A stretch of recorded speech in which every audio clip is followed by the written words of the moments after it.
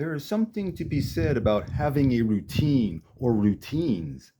Something you do every day, a daily routine, if you will. Something that is good for you, both physically and mentally. And when you stop doing one of those routines, you're the first to know the consequences. Chubby.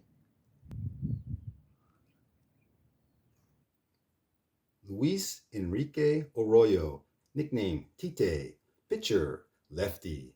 MLB debut 1955 at the age of 28.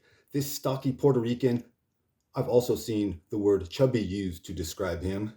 And there's a big difference between the two. If I'm picking teams, I'm picking the stocky guy. But I like the word chubby, so I'm going to go with the word chubby. Anyway, this chubby Puerto Rican was picked to be an all-star in 1955, his first year in the bigs. And I'm pretty sure he was stocky back then. He became a relief ace, and when he was taught the screwball, or as Casey Stengel said, he had a whoosh whoosh ball. Luis Arroyo became the first Puerto Rican to play for the Yankees when they purchased him in 1960. He was brought on because Yankee reliever Ryan Duran lost control of his fastball. Then, in 1961, Luis Arroyo became the first Puerto Rican to be picked to an all-star game when Leo DeRocher gave him the nod. He was a Game 3 winner in the 1961 World Series and went 26-5 with 29 saves that season, leading the AL in a few categories, and would finish 6th in the MVP voting. He was a big part of the New York Yankees' 1961 and 62 pennant-winning teams. Every off-season, he would return to Puerto Rico to pitch winter ball. And for 19 seasons, Luis Arroyo had a routine, and it worked. He says it kept him in shape and he would never have arm fatigue.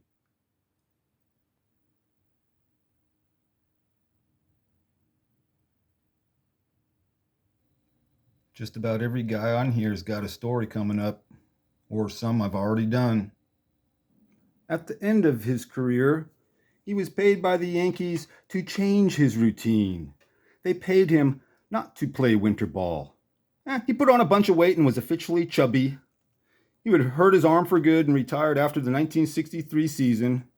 He became a Yankee scout and a coach.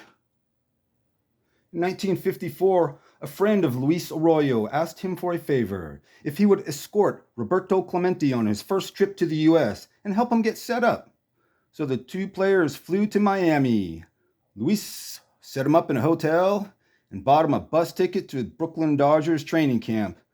And then Arroyo headed off to his own training camp with the Cardinals. What a nice guy. He bounced up and down between the Pirates and their affiliate, the Hollywood Stars, in 1956. That's when my dad most likely got this autograph, over there at Gilmore Field.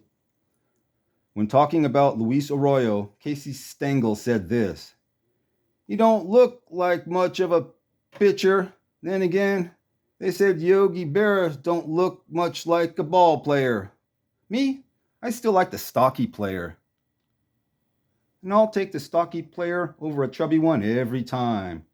Unless you're talking about Norman. You know Norman. Don't call me Norman, call me Chubsy Ubsy." I laugh every time the kid says that.